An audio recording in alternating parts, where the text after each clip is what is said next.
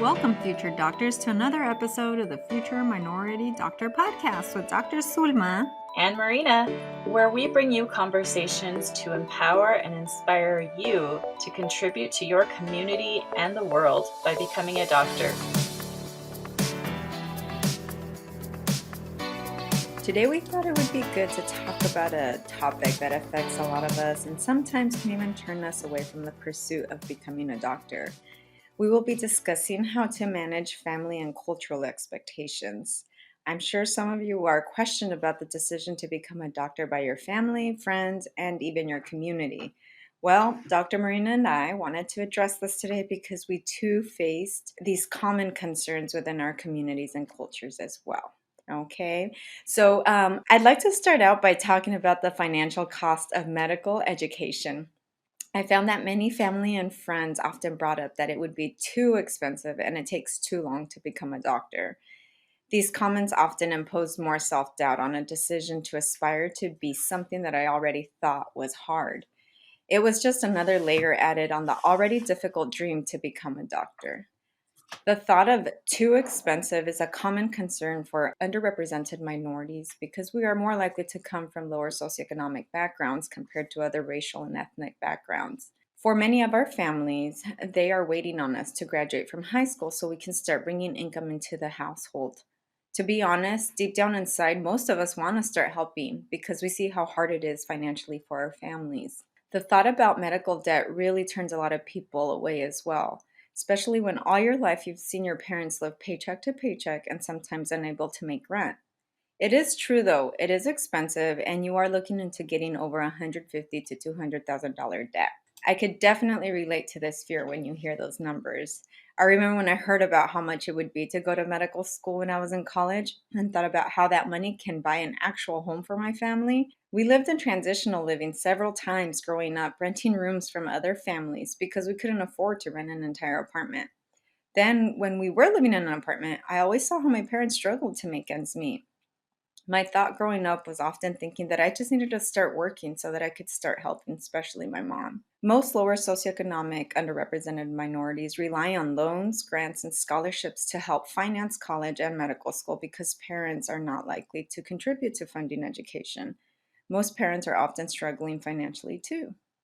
And this was my experience. I too was on my own to finance everything. What was your experience like, Dr. Marina? Yeah, so I had a little bit of an advantage because I'd seen my mom get frustrated with my family's financial situation. My dad was struggling to support our family. So she decided to go back to school and eventually became a teacher. She started at community college, made her way to a 4 year university. And that was happening while I was in sort of late elementary and middle school. So I sort of saw her go through that educational pathway, and she sort of set the example for me that education was something to value. Education was a sacrifice, and she did have to take out loans to fund her own education, but overall it was very much worth it. So she set that example for me that education, even though it required sacrifice, financial and time, it was worth it. So I had that example from my mom. Now, when I went to college, I think, my parents were expected, based on the financial aid application, the FAFSA, they were expected to contribute something like $1,000 or $2,000 for my first year of college. And they did, but it was a really big stretch for them. And after that, I ended up just taking out extra loans to cover the parent contribution because I know they didn't have extra money to spare.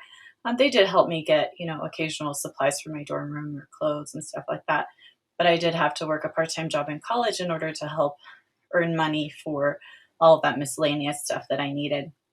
So overall, my schooling was funded by grants, scholarships, and loans. So again, as you can hear from Dr. Marina, very similar experiences that we both have and commonly in minorities as we're trying to pursue an education. And then along those same lines of thinking about money, you think about the length of training. In other words, it takes too long, especially to make money, which in turn leads to the stress of how long it will have to be until you can help your family. Given it takes about 11 to 15 years total to complete everything, to become an actual practicing doctor, many minorities or underrepresented minorities think about how in those 11 to 15 years they could just find a shorter route and start making money quicker. or even just skip college altogether and start making money right away. Another concern of taking too long is just simply the getting too old before you can do anything. Dr. Marina, what are your thoughts about how you address that concern or that question about the medical school journey being too long?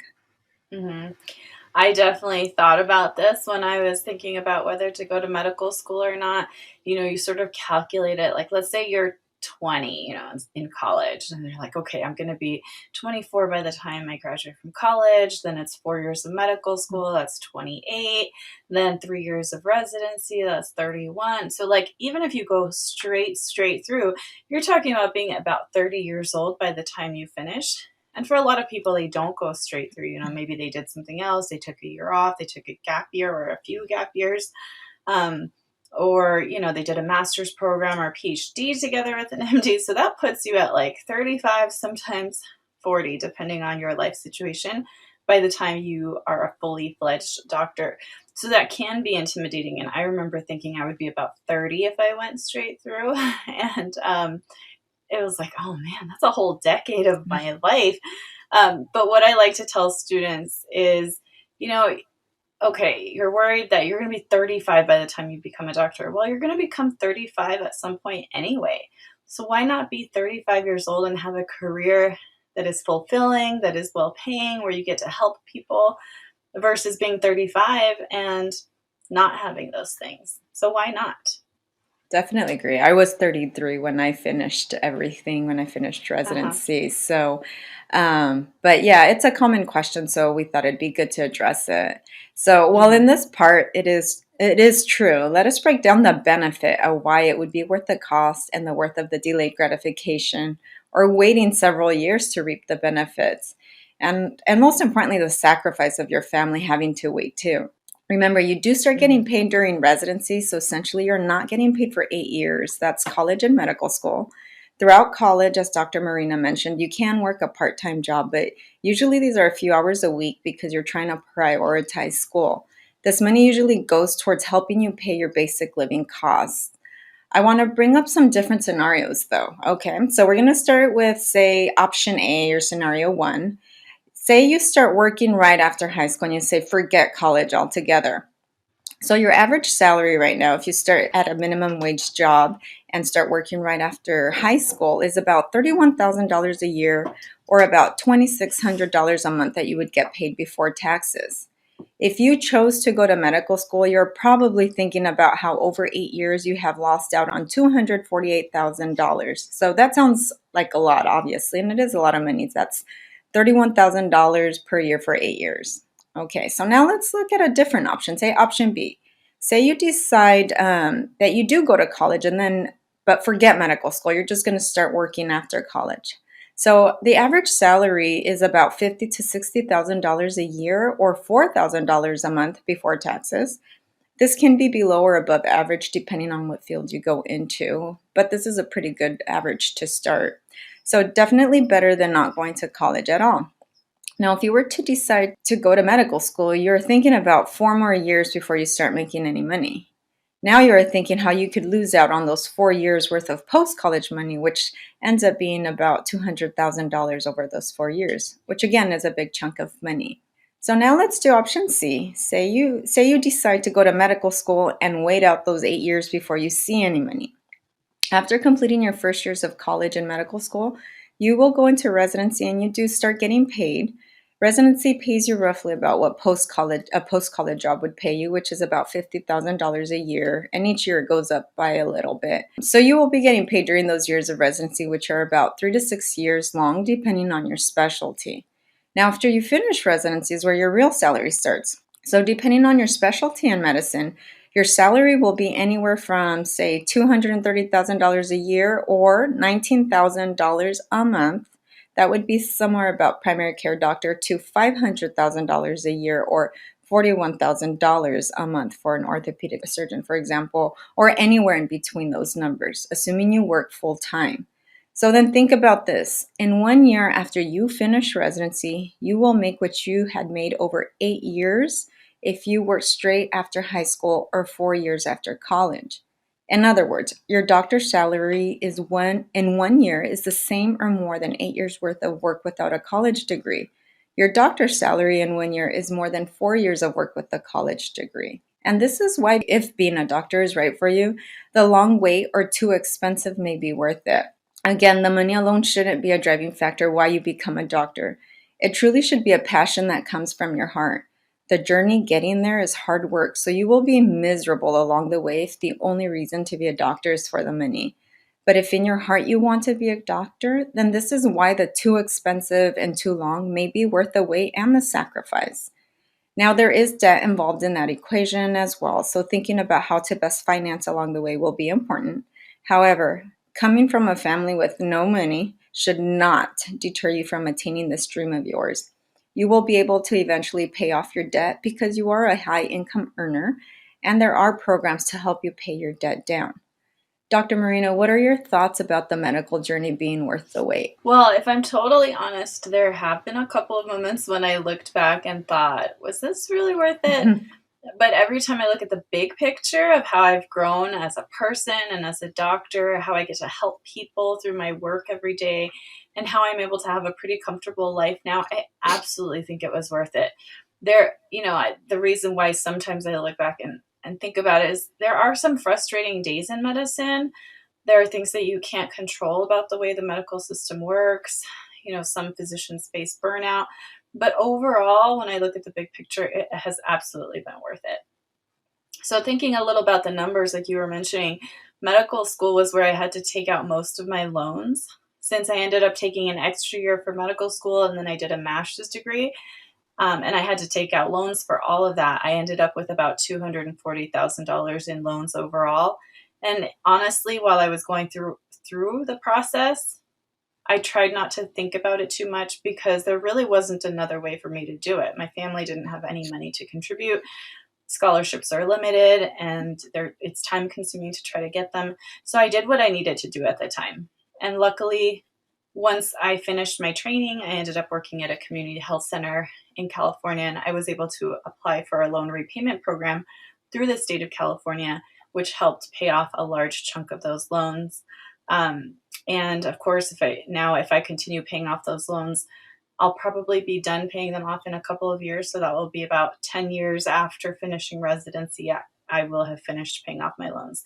Both of us are examples of people who did not have any contributions from our families to fall back on, and we still managed to do it. So if we can do it, you can do it too. Yeah, I recall too sometimes where I needed just not a large amount of money, but a little bit of money to get me by. And luckily, I had some friends that would even let me borrow money, and then little by little, I would pay them off. So, I mean, if you Hmm. find yourself stuck in that situation, and you have friends or family members that can just kind of put money together, don't feel embarrassed to ask because you can just pay them back. Just be able to pay them back. But Uh-huh. I It's agree. true. Just because it's a common concern about like, for example, I remember when I finished medical school, I needed money to be able to move to the new residency city that I Hmm. was going to. So I was going from San Diego to Los Angeles, and I had no money for it. So again, at that point, there's Uh-huh. something called a relocation loan. So on top of everything that I already owned, I had to go and ask for this little loan. And then I had some friends that were already established, and they let me borrow some money too, and we just worked it out where I was able to pay back little by little. So you have to get creative sometimes in Hmm. trying to find how to finance things when you don't really have that financial support from your parents, because they can't. Yeah, definitely. And relocating is expensive because every time you rent a new apartment, you have to put down a security deposit. You have to, rent a truck to move your stuff. Like that stuff adds up. I had the privilege of having my husband's family to fall back on by that time. So they actually helped us with some of those relocation expenses, and I'm really, really grateful for that. But yeah, absolutely. If I didn't have that, I would have had to do exactly what you did.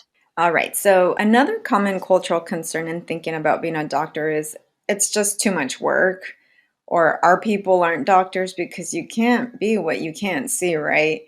I know I didn't see any minority doctors growing up. Shoot, I didn't even go to the doctor because I didn't have medical insurance. Doctors were definitely not part of my community and not something I identified with. It is really hard to visualize yourself being a doctor if you do not see doctors that look like you. So, firstly, I want to address the common response we get in our community about it's too much work. I think these feelings are often related to the lack of academic preparation that we see in our communities. Underrepresented minorities are not as well prepared for the sciences. In low socioeconomic communities, from kinder to 12th grade all the way to high school, we have poorer academic resources. In high school, there may be a lack of guidance in taking the university requirements in high school to prepare you. If you go through the JC community college route, there is often a lack of guidance ensuring you are taking the correct pre-med courses and classes to better prepare you once you transition to a competitive four-year university. This then leads to college underrepresented minorities having lower grades in sciences due to this lack of lifelong preparation. Then adding to it more is the poor advising we get from our own community resources. Since there is limited access to medical professionals in our communities, underrepresented minorities rely heavily on what those around us tell us, like a counselor, a family member, a religious member, or friends. For example, if you get a bad grade on a pre-med or science or math course, we believe it. If our school counselor, a family member, religious member discourages us, we get a negative reassurance that since we did bad in a science or math class, there's no way we can ever become doctors. And this is so not true. So, as you can see, all of these things contribute to these beliefs about why it is uncommon for minorities to be doctors in our communities and the thought that it is just too hard. Now, in addressing you can't be what you can't see, the identification of a minority being able to identify oneself as a doctor is largely impacted by the lack of representation or limited exposure. Guys, the reality is that any underrepresented minority can be a doctor, but it is hard to see it because we just don't see it. I challenge all of you to start surrounding yourself with images of real people who are underrepresented minority doctors. You have the advantage of the internet. Search for doctor groups that belong to cultures that you relate with. Look up on TikTok all the underrepresented minority doctors that post videos. Read books about journeys of minority doctors. Increase your podcast library to hear about doctors with the culture you identify with. The more you look and listen, the more you will see yourself as a doctor in the future. If all of you listening today do become doctors, we will start reflecting our community, ethnic, social, and cultural makeup in the medical world. And another big contributor to these beliefs in our community surrounds the topic of stereotype threat. Please take a listen to our episode on stereotype threat. Stereotype threat plays a big role in our academic performance and thoughts that make us think that underrepresented minorities are not supposed to be doctors. It is so important that we dedicated an entire episode to it. So please take a listen. Dr. Marina, did you have any experiences in high school or college in which someone in your community discouraged you? Yeah, I was pretty lucky that I didn't face too much discouragement along the way. Either that, or maybe I was just really good at ignoring it, or maybe I was just kind of oblivious. I don't really know, but I don't remember too much discouragement. However, becoming a doctor was not what anyone expected of me. I think my mom encouraged me to go to college, but she did not expect me to become like a doctor or a lawyer or anything like that. It was more like, okay, you'll just get a decent job after college, maybe be a teacher like I was. So when I did mention, once I was in college, when I did mention the possibility of becoming a doctor, that was my plan to people in my community, sometimes I would get weird looks, kind of as if they were thinking, you think you can be a doctor? Or who do you think you are? Do you think you're better than us? So it was kind of these like unspoken sentiments, which is kind of weird because you don't expect discouragement or doubt from your own family and your own community, but that's sometimes where it comes from. So I think my parents were a little bit skeptical at times about whether I would actually go through with it. But luckily, they sort of kept that skepticism to themselves because I think they knew me well enough. They knew that I was pretty strong willed.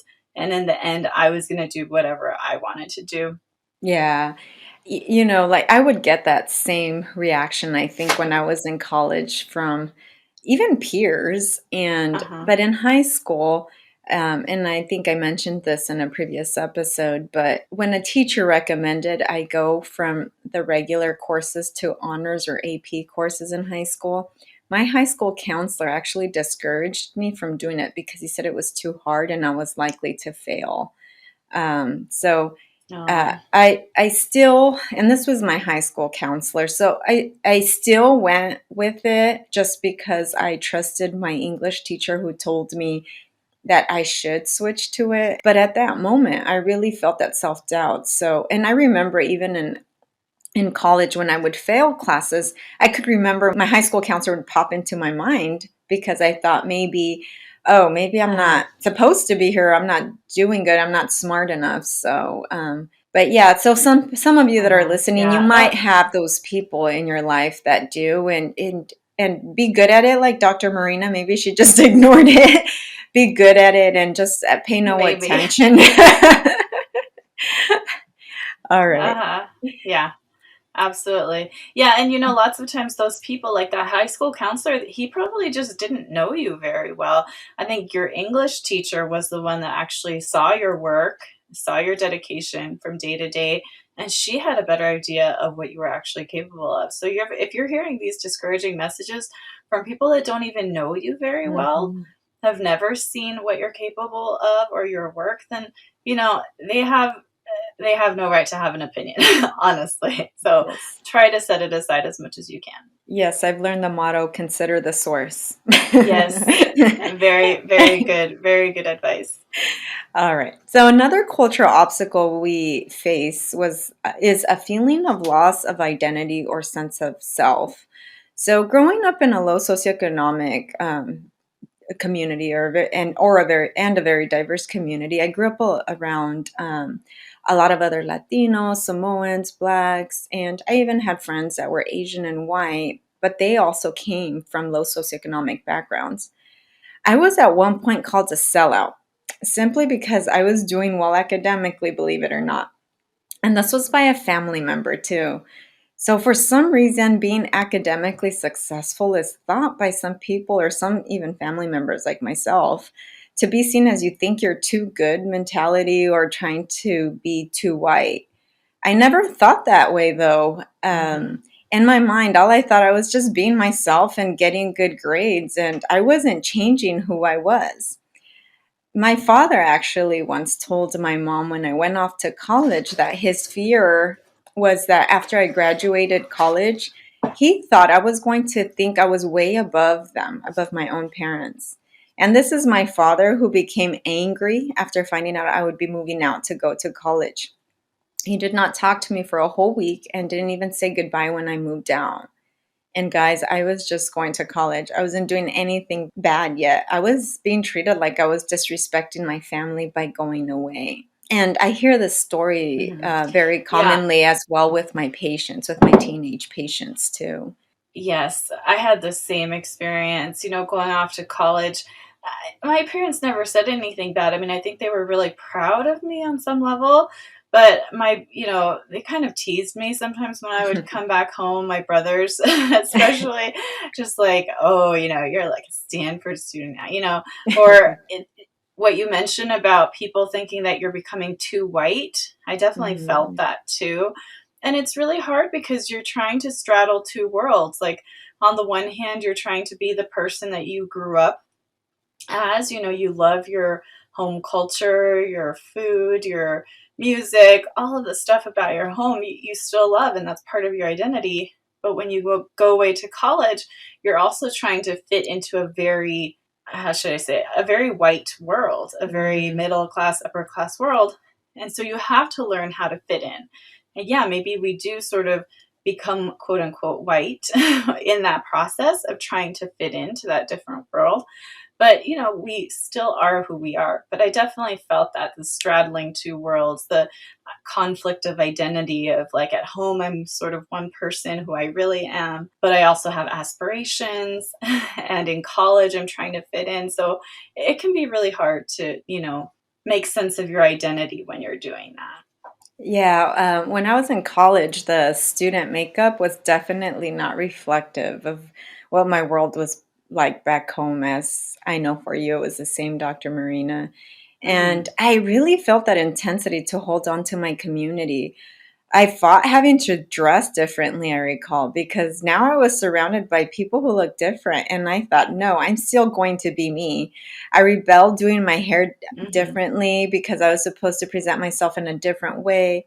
I really thought that if I did anything different, I was leaving my culture or myself behind. I remember having a friend in college who grew up in a community where many of his friends were selling drugs and he had become involved with it at one point.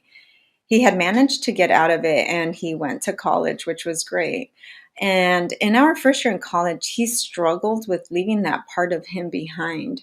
I remember him telling me that he felt like he was leaving his homies or his friends behind by moving up. And I mean, this guy was so smart too. And then understanding the sense of feeling that going to college felt like we were neglecting important people in our lives. I often told them that we were actually raising our community by getting an education and we would be able to go back and give back later on. He unfortunately, though, succumbed to his past lifestyle and he ended up dropping out of college our second year, and I never heard back from him again.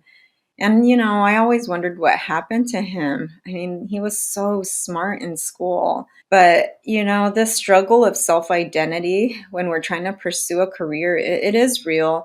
And the higher you accomplish, you can feel it more.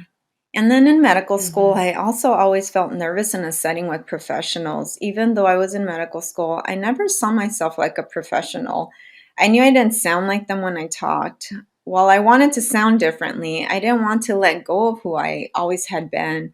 I wanted to be me around anyone, but always had this fear that I couldn't. However, in the small group of close medical school friends who are also underrepresented minorities, or some of them were not underrepresented minorities, but they came from low socioeconomic backgrounds, that was kind of our place where we can talk and be who we really were. We didn't have to hide our backstory growing up, our slang, our music, or our language. Well, I'm here to tell you though that although you may experience these things and while you move up the economic ladder, who you are will always be there. I still speak Spanish every day. I still love going to Mexico to see my family. I still dance and listen to hip hop, R&B, banda, mariachi, cumbia, salsa, merengue. I even still listen to oldies because we grew up listening to oldies. And I still hang out with my Uh-huh. cousins, except during COVID, of course. But all my cousins who are all tatted up, that some of them have gone to jail for whatever it might have been, or they're recovering from alcoholism and drugs. I still see them and I still hang out with them. And I've never changed how I see or love my family I grew up with, regardless of their situation, because they're part of what makes me.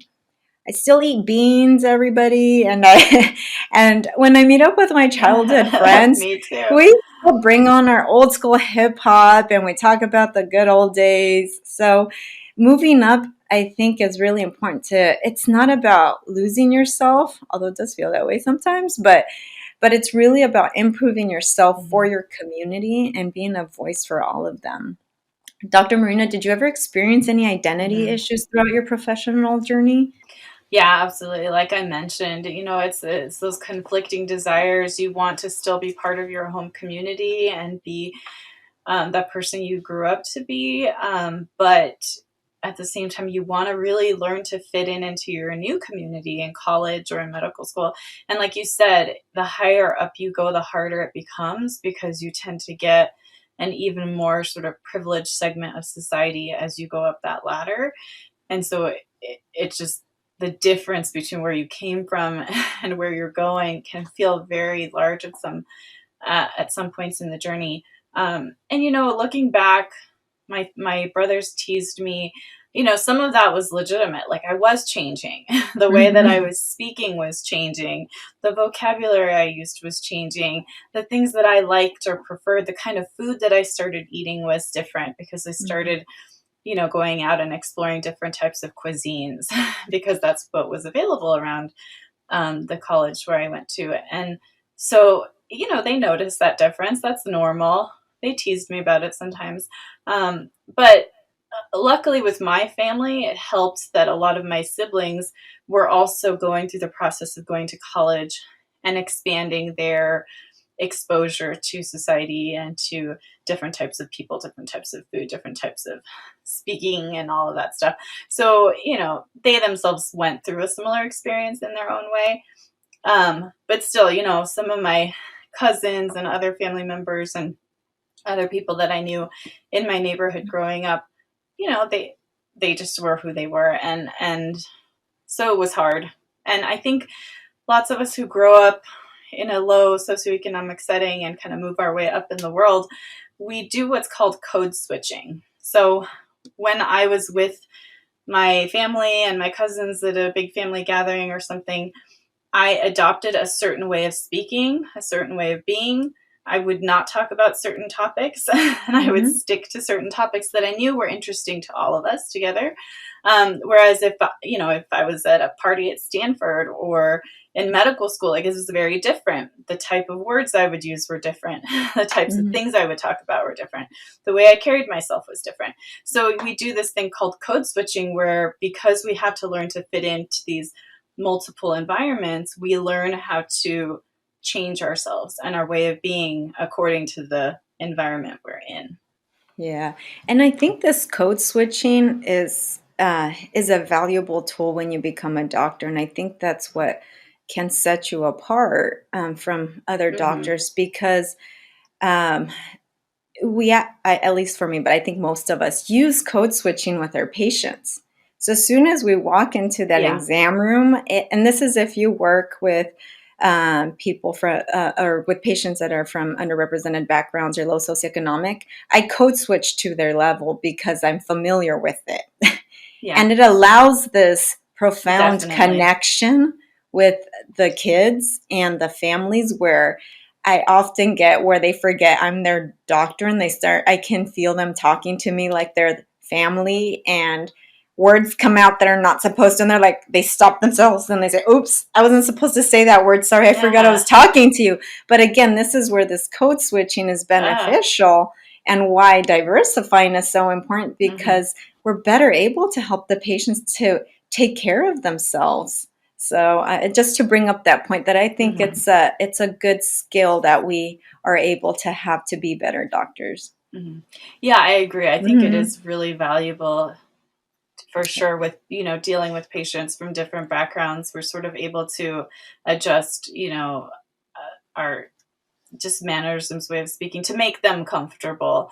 I Hmm. do see a lot of doctors that struggle, when they're talking to someone with a lower educational level. They start to use all of these like words that I know the patient does not understand. And Yeah, so being aware of those differences can be really helpful so that we can improve our communication with our patients. definitely.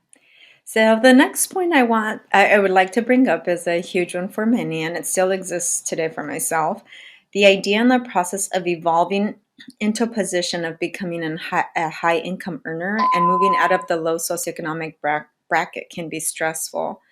Some may think, how in the world can you become more stressed when you make more money and now can make ends meet? Or even how in the world can you feel stressed as a title of being called a college student or medical student or even a doctor? Well, it can when your identification for many years was with a low socioeconomic community and when your identity is ingrained in your family culture and this community. So there is a sense of guilt that can come with the decision to go to college. Some contributing factors can be you feel obligated to help your family financially. You play a key role in helping your parents navigate through the American system. And this is true for many students from immigrant families. Up until high school, you've been the interpreter for everything. You fill out all their paperwork, you go with your parents to all of their medical appointments, you call credit card companies, electricity companies, or whatever issues that your parents may have. You are that point of contact. You may even manage writing checks for them or using ATM machines for them because they don't know how to do it. You may be the babysitter of the family because you help while mom or dad works. Your parents cannot afford to pay a babysitter for your younger siblings. You are the one to help your younger siblings behave well and put them in check as well so they don't get into trouble. You are the one to help your younger siblings with their homework because your parents don't know how to do it. And you are there to basically just protect the family among the community and sometimes your neighborhood if you live in a dangerous neighborhood. or you may be the protector of the family. And this is especially true for those of you who have drug or alcohol dependent parents. At least that's what I felt my role was in my family. So when you consider all of this, the decision to go away for college becomes really hard. All of your life, it was taught to you that family always comes first, right? The feeling like you are letting your family down and the feeling of guilt of putting yourself first is real. You feel guilty that you are leaving the people you love most behind. Then, as you continue to succeed throughout college and you don't see your family, your friends, your community moving up with you, there's this big sense of guilt for being successful as well. So, this part was really hard for me, and sometimes it still creeps up with me. Everything I mentioned earlier regarding possible roles that you can play in your family, I did all of those for my parents and my family. My mom wanted me to stay locally to go to college, but I knew that it would be too hard for me to focus on school being immersed in all the family drama. I knew my parents wouldn't understand how in the world that I could study 5 or more hours and not get paid. That concept did not make sense to them. My mom literally told me that I was abandoning her when I left to college, which was very hurtful. We always had a great relationship, but she just Yeah. heavily relied on me to do all these things, and she felt at a loss.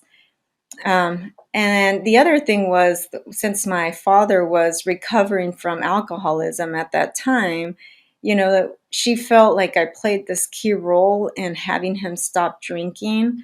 But I had to reassure her that if my dad started drinking again, that we would find a way for her, my sister, to come and move with me in college. And then during my first and second year in college, my little sister actually started drifting off and was getting into some trouble. My parents would sometimes mention that if I wouldn't have left, perhaps she would have made better decisions. And you know what? I felt partly like it was my fault that she was making some wrong decisions. The reality is, though, if you step back, is that my sister could have made all those wrong decisions even if I was there. So, as you can see, being successful for Mhm. underrepresented minorities or students from low socioeconomic backgrounds comes with hard decisions and could lead actually one to make the decision of not pursuing a career because it's just easier to continue to deal with all your family obligations. I still today get that sense of guilt when my family is struggling financially. There's this balance you have to maintain in which you help enough, but not too much financially because you can actually be seen as an ATM machine. Family and friends can abuse that Uh-huh. access to you. Learning to set boundaries when that really has not been part of your culture, because in the Mexican culture, like, boundaries do not exist. It's hard. Uh-huh. However, today when I step back and I reflect on everything I sacrificed for myself and my family, we are all collectively in a better position. My mom became more empowered when I left, and she actually now does everything on her own. She's not as scared anymore. My siblings, they've established themselves well and they have very loving children, and their children are striving to be successful too. My high school niece actually wants to be a surgeon. Why? Because she has an aunt who's a doctor. She can see it. My large extended family now actually Uh-huh. includes college graduates. So as you guys, as you can see, your family and community will now be able to be what they can see, and that's because of you. Your family, Mhm. friends, and community is watching you in silence. So we don't realize it, but they are silently watching. And the hope is that they'll follow Mhm. suit, and then the evolution of the entire family moving upwards will become a real thing. Dr. Marina, what obstacles have you faced within your family or community when you went up the socioeconomic or educational ladder? Yeah. I don't think I faced quite as many challenges as you did. I really admire you for, having that courage to step away from your family, even though you knew that there was that guilt and that your family even said things to you that, reinforced that guilt, because that's a really, really hard thing to do. In my family, my oldest two brothers were still living at home and going to college from home. So I didn't feel that sense of abandonment. It was more maybe of an emotional abandonment that my mom gave me some guilt for. That it was like, you're my only daughter, we have a special connection. How can you leave me? But she, because she had gone to college, she did really understand the importance of that, and she was proud. So I didn't face that much guilt for leaving home. But there was that feeling of feeling different, like I mentioned, of trying to figure out where you belong. Do I really belong, in my home community? And now that I'm changing, through the process of going away to college and going to medical school, I did miss a lot of family events. So there were birthday parties and weddings and baby showers and all that stuff, graduations that I just couldn't go to. I remember my dad eventually went back to college and followed my mom's path of becoming a teacher. And I think I ended up missing, I don't know if it was his graduation. I think I missed his graduation because I was in medical school at the time and I just couldn't do it. And I felt really guilty about that. But he knew that, I was able to show that I was proud of him in other ways. But so yeah, there was a lot of missing those family events, missing just spending time with people. When I was across the country, I couldn't come home for Thanksgiving. I couldn't come home for Christmas. Things like that were hard. But luckily, like I mentioned, a lot of my family members themselves were going to college and they were more understanding. But it's still hard. You do sacrifice things. And that change in identity is definitely a challenge. Yeah, and it's uncomfortable. And Mhm. when you step back, it's a good uncomfortable for Yeah, yourself and definitely. for your family. All Yeah. right. And overall, like you said, it's worth it because I look back and like I helped to lift my whole family. Mhm. And it's been a privilege to be able to help family members when Mhm. they need a little extra help. Yeah. You do, like you said, you have to set boundaries. You don't want to be seen as an ATM, but once in a while, when Mhm. you are able and willing to help, it's a privilege to be able to do that. Yeah, and it's also a privilege since you are knowledgeable of the medical world that Uh if a huh. family member has a medical issue or ends up in the hospital, Oh, yeah. you're that point of contact. I feel like that's where, again, bringing up healthcare disparities, where you're able to move that Uh huh. aside. And like one of my aunts and getting her diagnosed with cancer, I played a huge role in that, even just from home, making calls, sending letters. And I would just say to my cousins, you show this note to the doctor and you make sure this gets done and so forth. So that's aside from the Yeah. financial part, the medical part, that you can really help your family to make sure they're being treated and managed the way they're supposed to. I mean, that one is priceless. Oh, definitely, yeah. I have, some of my family members text me or call me sometimes with Mhm. like medical questions. And it's not like stepping over any boundaries of like, oh, can you prescribe me this or Oh, whatever. yeah. It's not Yeah. that, but it's just asking advice. It's like, hey, should I go see the doctor about this? What can I do? What does this mean? And I love being able to help because, Mhm. it is hard to access doctors sometimes. Not all of my family has insurance, and Mhm. so, it's a privilege also just to have that information at your disposal, that Yeah. understanding to be able to help people that way as well. Yeah, definitely. Lastly, I want to bring up perceived gender expectations in our cultures and community. This is a big one, especially if you're a girl, but there are also cultural male expectations as well. So, some of the things that come to mind are: men were born to work, don't waste your time going to college. Boys should work right after high school to start helping bring money into the home and giving it to your parents. And then start saving up money because you need to be prepared for when you get married and start having a family, because you're supposed to start that right away after you graduate from high school. So, those are some of the male expectations that I think I have seen or have been mentioned to me before. Uh, as for girls, there's a little bit more. These expectations for women or for females, they cut across many cultures, including the American culture. However, in some ethnic and religious cultures, they carry a lot more weight. So I wanted to talk about some of these female expectations. So I'll start out with the responsibility to your family, whether it's assisting your parents or you're acting as caretakers for your siblings or for a sick family member. I recall, as I was thinking about this, My mom, prior to being married, she was actually required to work and give her entire paycheck to her dad. She never saw a dime from all the money that she worked. And I feel, well, I haven't seen this as much happen, but I think it still does happen in some cultures. And even today, I think it still happens, or you're expected to give part of your money to go to the costs of the family. Another one is being a doctor takes too Mhm. long, so you'll get too old to have children.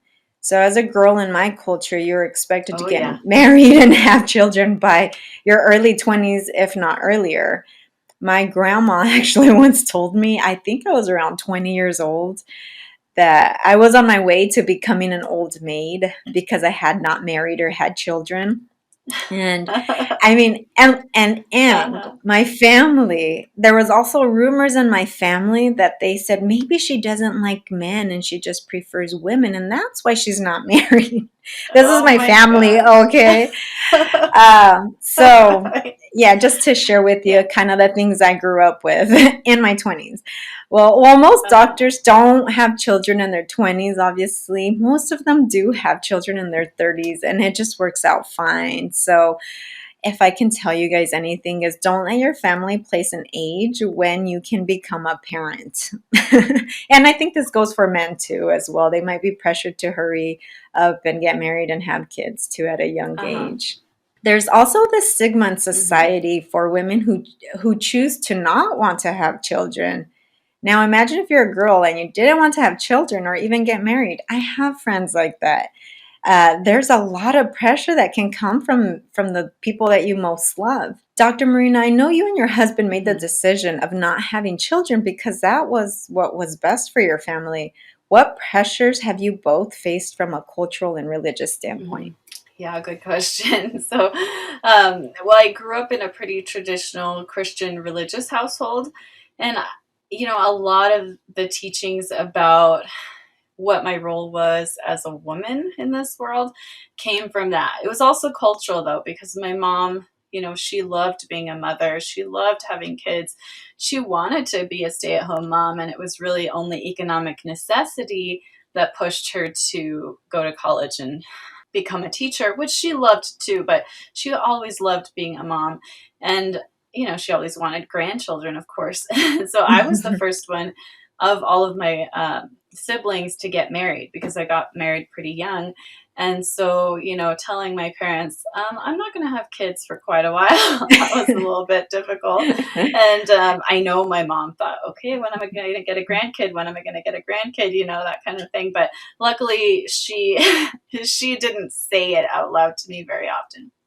So, um, but definitely, from my religious background, I was definitely taught that, men's role is to be the breadwinner, to earn a living for the family, to have a job.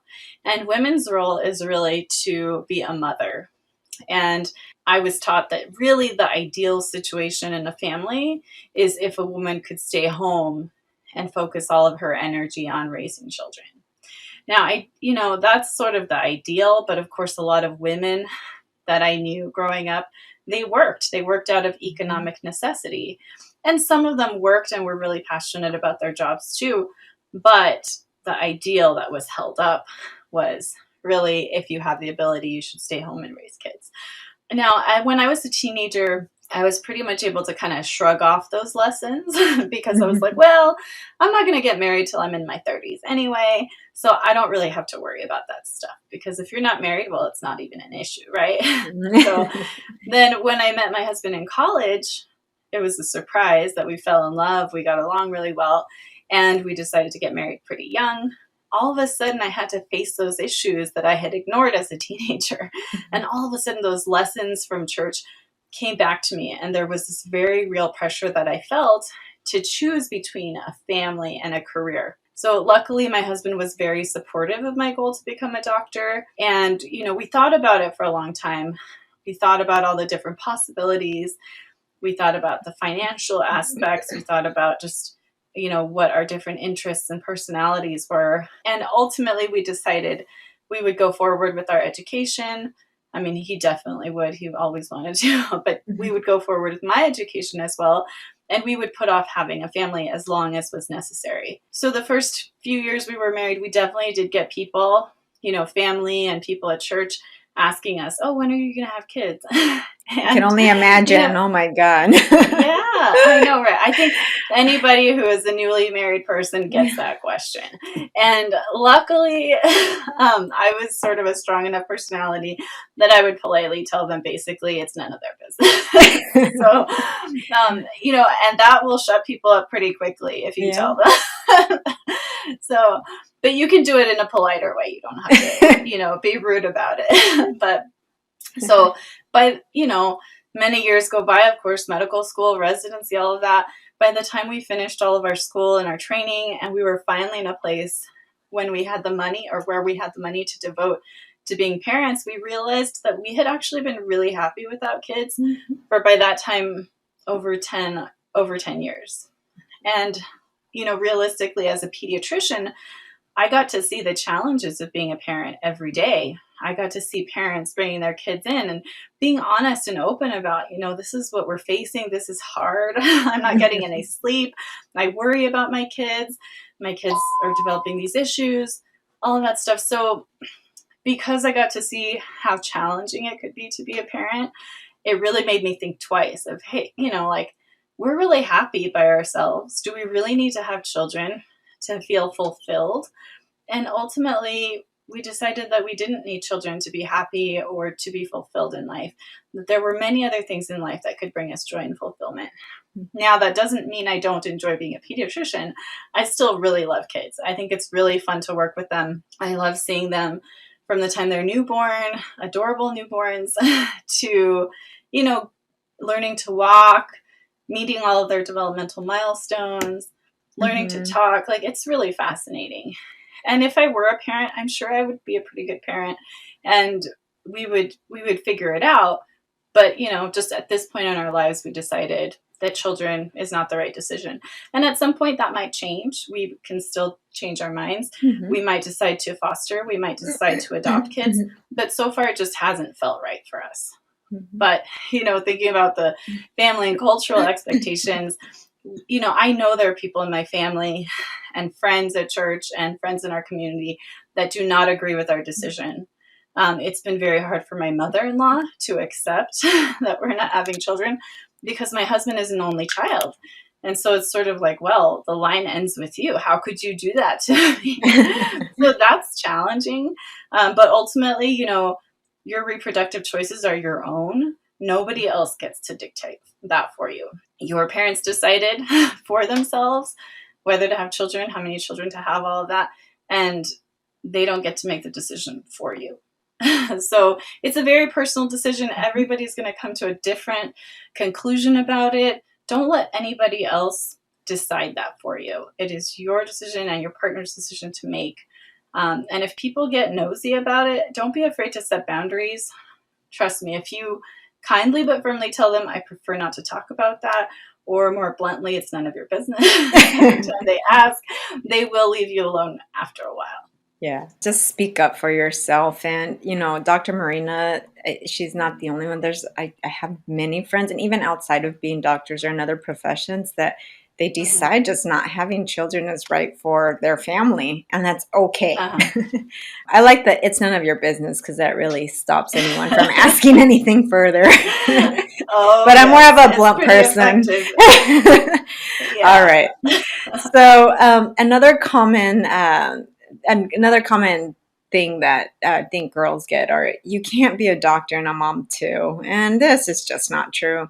I have 2 kids, and I do all the normal things that moms do. I play with them, do homework, I go to their school presentations, I bake with them. I'm in no different way from what my mom was like, But while I'm not a stay-at-home mom, I mean, if you think about it, this is a decision you make when you go to college. You're going to college because you want to have a career, right? We're not going to college because we want to be stay-at-home parents. Although I will say it's okay to change along the way. I do have friends that do go to college, they're working, and then they decide, I want to be a stay-at-home mom. So just remember, any decision you make is not fixed. It can evolve, but you do what's best for you and your partner. And that's it. and everybody else just they should not Hmm. mind. They should need to just mind their Definitely. own business. Um, and I will tell you, That's right. a lot of doctor moms. There's a lot of doctor moms. Okay, so just if anybody tells you that parents, grandparents, that you can't be a doctor mom, that's BS. All right. Agreed. Another one I would hear is that no man will want to marry a woman more educated than him. Well, maybe that's not a good man to marry.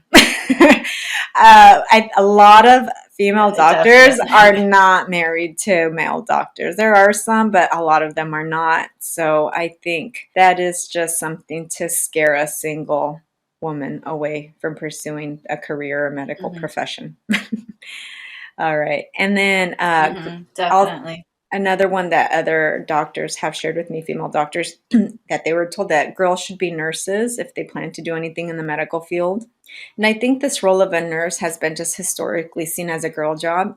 So by the mere fact that you are a girl and interested in the medical field, that kind of just automatically they want to place you in that category. If you want to be a nurse, great, go for it. Okay. But I don't want you to think that you're limiting yourself of becoming a doctor just because you're a girl. On the flip side, I think male nurses also get a lot of societal pressure because boys aren't supposed to be nurses, and no, boys, men can be nurses as well.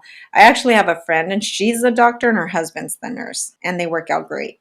Okay. Hmm. And Yeah. then another one that we alluded to earlier was that girls don't move out of their house until they're married. I feel that this is often seen as an American practice where you leave to sow your wild oats. That's what I often was told when I told family that I was gonna move away to college. They thought I was just gonna want to leave to go and be crazy.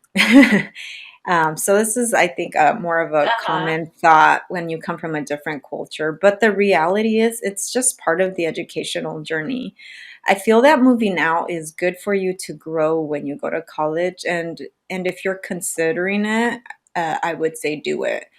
I think of it almost like when a child starts kindergarten. So, this is the first time that the child leaves the home, but it's a natural part of the educational journey, right? So, I think it comes down to educating our family and parents that moving out to go to college is equally part of the educational journey, just like when a child leaves the home to go to kindergarten. And for those of you that have stubborn parents like me, you may have to leave while a parent is not very happy with the decision. However, what I can say, at least from my personal experience, is the day I graduated college was the happiest day for both of my parents, and even the one who gave me the silent treatment. My dad, I think, was telling everybody that just crossed this path that his daughter had graduated from college. Yet, this was the man who gave me the silent treatment when I left. So, Yeah. a part of it, I think it's Aw, just a that's cultural. touching though. Yeah, I was actually, when I Mhm. graduated, for some reason, I don't recall exactly why, but I came out in the local newspaper. And my dad, Oh I wow. ended up coming across one day when I was looking through some paperwork for my dad, and he actually cut out the clipping. Until today, he still has it.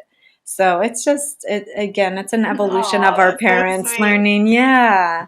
So, Dr. Marina, given you grew up in a Uh-huh. religious community, aside from being a Latina, which already has gender expectations, what kind of obstacles and pressures did you encounter? I did mention some of them already, just this Mm-hmm. expectation that women's role was really to be a mom and have lots of kids and, be a stay at home mom ideally. But honestly, I think one of the reasons I got married young was because of religious expectations. I think it would not have been okay with my parents or my husband's parents if we had chosen to live together before we were married, partly because of our culture, but also largely because Mm-hmm. of those religious beliefs. So even though we were very much in love and committed to each other, there was definitely that pressure to get married before we had sex or started living together. So I'm really not sure what our parents would have done if we had rebelled and just decided to live together for a while before we got married. But I'm sure they would have been pretty upset. I mean, there are families that disown their kids for doing stuff Mm-hmm. like that. So it's not something to be taken lightly.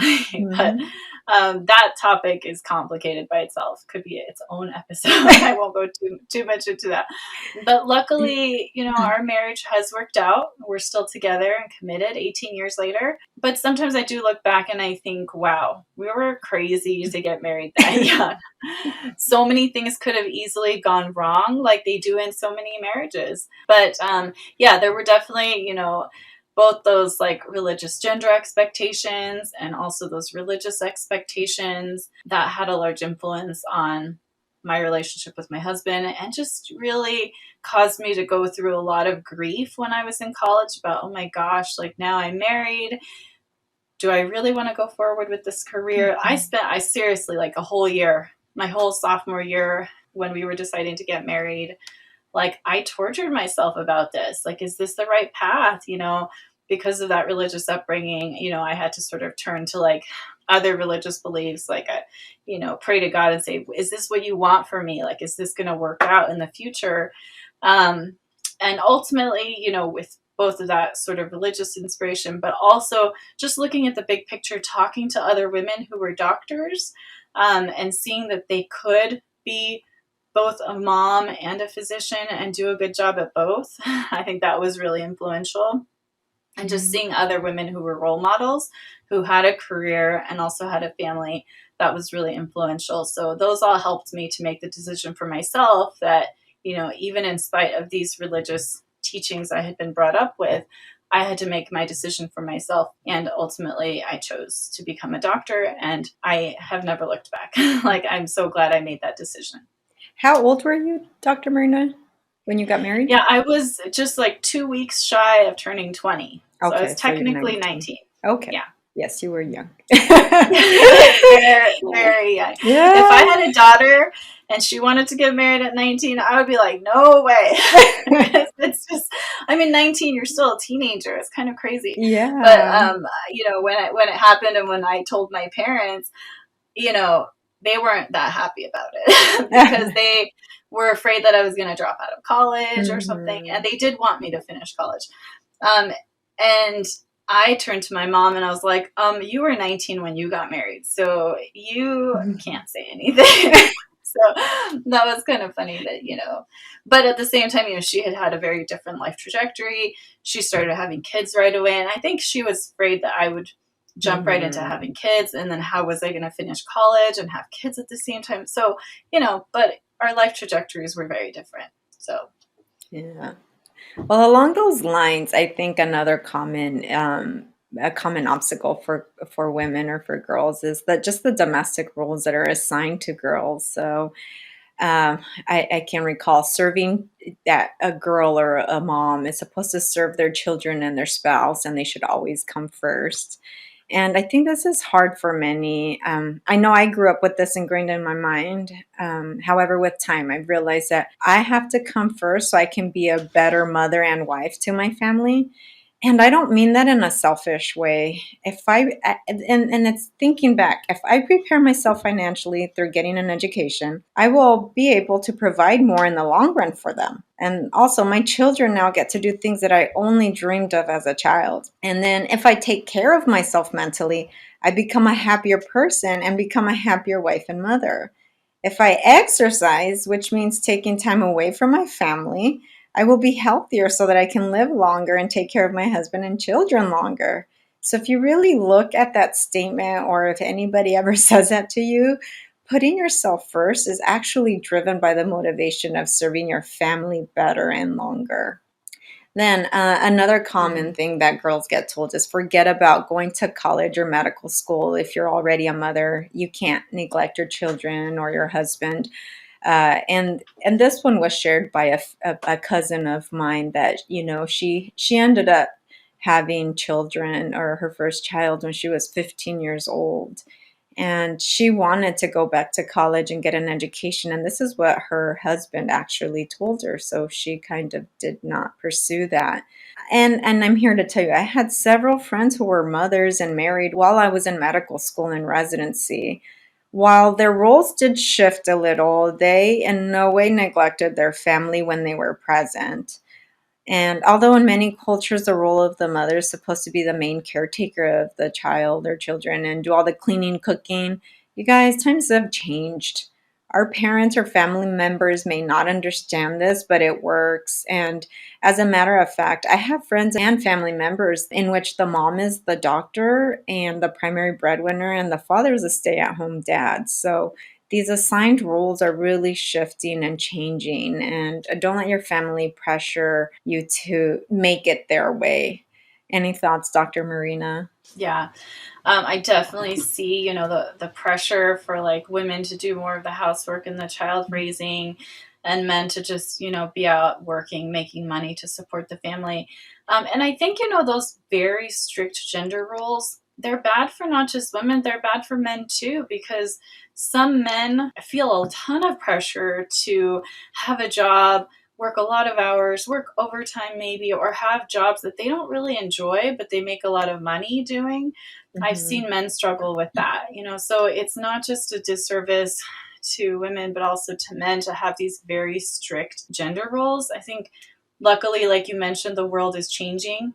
And we're starting to think outside the traditional box in Hmm. terms of gender roles. And I think that's a good thing for both men and women. Hmm. um, you mentioned the friends we have who's like the woman is a doctor and the guy's a nurse. I love that, the role reversal there. I have also a sister-in-law who's going through school. She's getting her graduate degree. And my brother, he also works, but his work is flexible. And so he's more of the stay-at-home parent Hmm. during the day. So he's helping to raise my nephew, and he's doing a great job. Yeah. Thinking back, like I look at my own parents, there was definitely the like, Mexican culture of like the man does this and the woman does that. And like, my dad would never iron his own shirts early on in Oh, their yeah. marriage. My dad would never wash the dishes. My dad would never like, if he was at the table and there wasn't a fork, like it was like, where's my fork? Or where's my knife? Like he wouldn't get up off the Yes. table and like get it by himself. Now, luckily, he's changed a lot. And that's because when my mom went back to work, like he had to learn how to do some of that Hmm. stuff. Now he's the one who does the dishes, he does the laundry. Like it's amazing the shift, not just, across generations, but like even within one person, they can change with time. But yeah, luckily, I think it's a good thing that we're starting to stray away from those very strict gender roles. Like a woman can earn a living just as well as a man can. And in some situations, in fact, men prefer to be the stay at home Yeah. parent. Yeah. There's nothing wrong with that. I think as Hmm. long as, you both as a couple are getting the job done and doing what needs to be done, then there are a million ways to do that. There's no one right way to do that. Yeah. And like you mentioned, I know a lot of doctors who are moms. It is totally doable. Just like, we never look at men and we say, oh, how can you be a lawyer and a dad? Or how can you be a doctor and a dad? We never say that to men. So why should we say that about women? Yeah, I think establishing what a value of being a good mom and a good dad is changing. It's an evolving change because just Uh-huh. I often think the same thing. It's why doesn't ever anyone ever mention, oh, if the father is the doctor and working 8 or 10 hours a Yeah, day, why is he not a bad father, right? So again, exactly. yeah. So yeah, Uh-huh. those assigned roles they're Agreed. they're they're quickly evolving, and the value of being a good mother and a good wife is not defined by how much work you do around the house. So, all Hmm. right. So, Definitely. And you know what? If you're a doctor, yeah. you can afford to hire a housekeeper to help, and so it's less work that you have to do, and you get to spend more of that time actually, playing with your kids, enjoying your family, your husband, all of that. So, Yes, amen to that. Well, I hope that mhm. after hearing our podcast episode today, you're able to relate to some cultural or family stressors that can be overcome.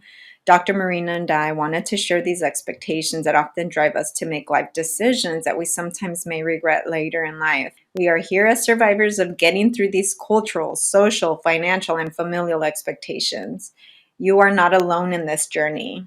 As we diversify medicine more, our families and communities will see more diverse doctors and then normalize this process. And I wanted to remind everyone, don't forget to follow us on Instagram and Facebook. Please comment, get involved, get engaged. We love dialoguing with all of you guys, talking to you guys. Get connected with us.